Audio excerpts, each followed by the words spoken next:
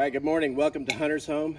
We're in the kitchen garden today. We're going to talk a little bit about how to plant our tomato plants here. Let's clear from our mind the old wives' tale about how in the 19th century tomatoes were still viewed as being poisonous. They've been on the American table for a very long time. So what we're going to do is that we have one of our tomato starts here. We started it in a little pot here in our cold frame. We'll talk about that process later on in a different segment. And so what we're going to do is, first of all, we want to make sure that the root ball is moist, and this one is. We are going to prepare these by snipping off the bottom leaves here, and the reason that we're going to do this is that we are going to plant this entire tomato plant down in the ground. If we look closely on there and you look at any tomato plant, there's little hairs that go up the vine. These hairs will eventually turn into roots if it is buried in the ground, or if it's touching the ground, the plant will continue to reroot. So there are two types of tomato plants. There are determinate and indeterminate. Okay, so determinate tomato plants are a tomato plant that is designed to go to a certain height and stop, and then it will fruit throughout its lifetime.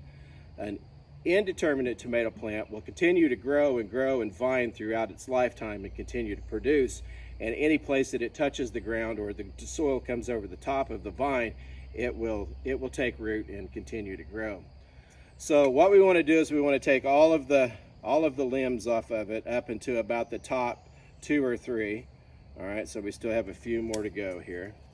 And there's also, we want to take off any of the blooms. So through this process, we want to make sure that the tomato plant gets back to itself more than what than it needs to produce. And so we take off all of those blooms so it does not take away from the plant. So here we actually have our plant ready to go. Okay. So we can do one of two things now when we go to plant this. We can stick a shovel in the ground and plant that all the way in the ground like this, or we can dig a trench and lay it down in there and bury it. So that's the way we're going to plant this one today. And so what I'm going to do is take my shovel and I'm going to dig a small hole here for the root ball, and then I just simply make a little trench along the ground. So we want our root ball to be down in there fairly far. And the reason that we want the root ball and the dirt, that's the soil that's in the pot with it, to be moist is that because it is further in the ground and it takes a while for the water to get down, so the roots that are growing right now can actually dry out and cause your plant to dry out. So we're going to lay this down in the ground like that, kind of disturb those roots apart just a little bit so it'll encourage them to grow out of the root ball. Okay, we're going to pull the soil back over the top of it all the way up to right underneath of where we had those planted, or those trimmed off, excuse me. So one of the things that we want to make sure, once we've got that plant in the ground, as it continues to grow, like this plant we have next to it here. These are an old German variety of tomato, made its way from the Americas back to Europe, and then by the 19th century we had this good variety of German tomato that had been done.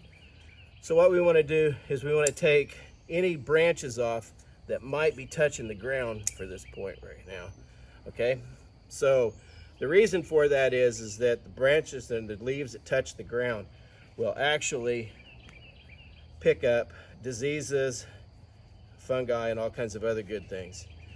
Eventually we will trellis these up, so if you will check in with us later, we will have an episode about 19th century ways to trellis your tomatoes. Thank you.